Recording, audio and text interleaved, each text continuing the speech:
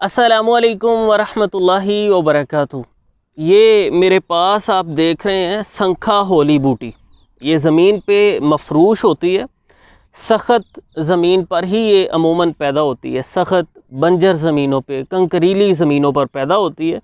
سنسکرت میں اسے سنکھ پشپی کہا جاتا ہے اور یہ بڑے کام کی چیز ہے۔ اس کی اچھے سے ذرا آپ شناخت کر لیں۔ کچھ اس طرح کے اس کے پتے ہوتے ہیں چھوٹے چھوٹے سے، کٹوری نما اس کا کچھ اس طرح کا سفید پھول ہوتا ہے، ہلکا سا، بالکل ہلکا سا گلابی مائل۔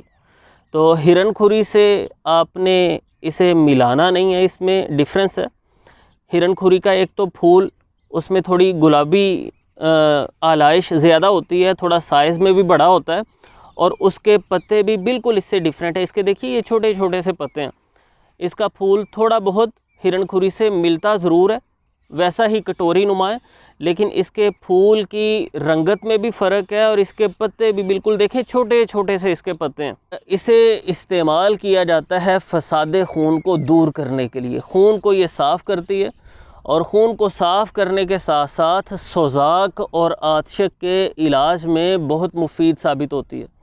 سوزاک کا مسئلہ ہے، آتشک کا پرابلم ہے، خونی یا بادی بواسیر ہے، یا خون میں کسی بھی طرح کی خرابی ہے، تو اسے گوٹ کر، بوٹی کو یعنی دھو کے صاف ستھرا کر کے گوٹ کے، کچھ کالی مرچ کے 3-4 دانے اس میں ملا کے، اس میں پانی ڈال کے وہ شیرہ سا بنا کے پیا جاتا ہے۔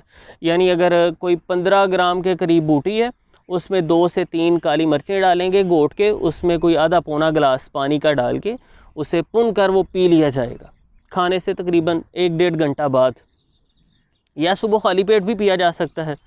تو یہ انشاءاللہ سوزاک اور آتشک کو ختم کرنے میں مددگار ثابت ہوتی ہے۔ اسی طرح اسے استعمال کیا جاتا ہے یادداشت کو بہتر بنانے کے لیے۔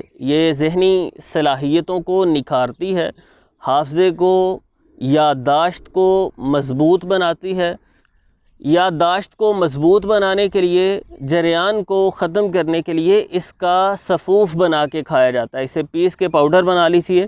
ذائقہ بہتر بنانے کے لیے اس میں تھوڑی سی کوزہ مصری شامل کی جا سکتی ہے۔ صبح و شام کھانے کے بعد چھوٹا آدھا چمچ اس کا استعمال کیا جائے تو اس سے انشاءاللہ ذہنی صلاحیتوں میں بہتری آئے گی، یادداشت مضبوط ہوگی، اور جریان والا پرابلم بھی اس سے ختم ہوگا۔ گرم تر مزاج ہوتا ہے اس کا، اور یہ بے ضرر سی بوٹی ہے۔ امید ہے کہ آج کی یہ ویڈیو آپ کے لیے فائدہ مند ثابت ہوگی۔ دوست احباب کے ساتھ ضرور شیئر کیجیے گا۔